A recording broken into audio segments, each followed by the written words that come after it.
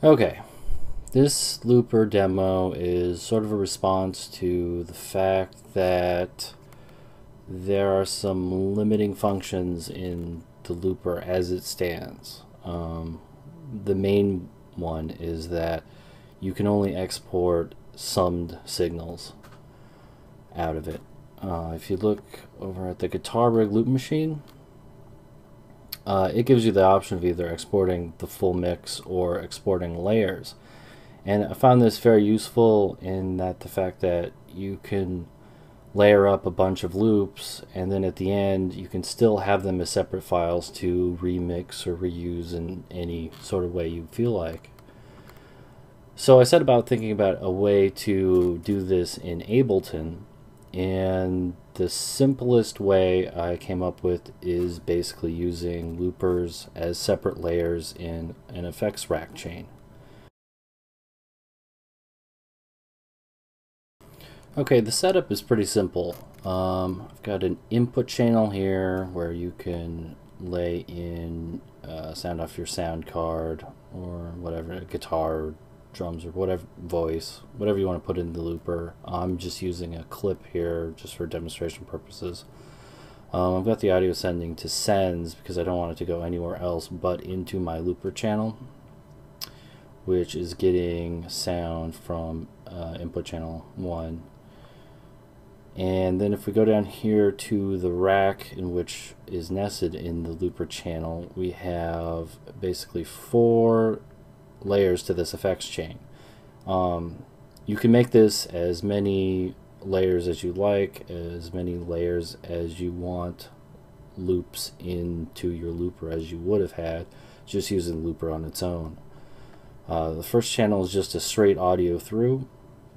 There's nothing in here but straight audio coming through whatever you've got coming in. Loop 1, a looper, just a straight setup looper, and then I've got an effects chain coming off the back end of it. Loop 2, I've got reverse setup in this one, and then I have another different effects chain set up. And then in loop 3, I've got a looper set to reverse and go and plus octave up, 12 semitones, and a different effects chain with a beat repeat. And then on the outside of the rack, I've got a limiter because when you're running all the audio in through here, it's every loop you add is going to add sound to the layer or to the loop engine, so you have to watch the end level. So I've just got a limiter on that so you don't have any clipping.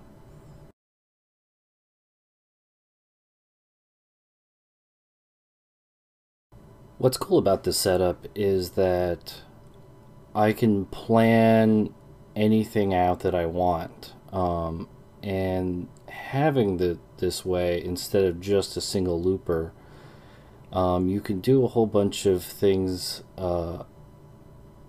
ahead of time that allow you to do some different things. Like for instance, you can pan each of the loops.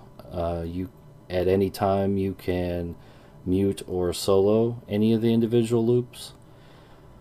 You can pitch up as normal. You could pitch up or pitch down in reverse any loop, but this way you can record a loop and have it automatically do that instead of having to throw the whole thing into reverse, then record a loop, then throw it out of reverse so that loop reverses. This is a much more simple forward way of doing that. Also, the effects chains after each loop can be completely individualized.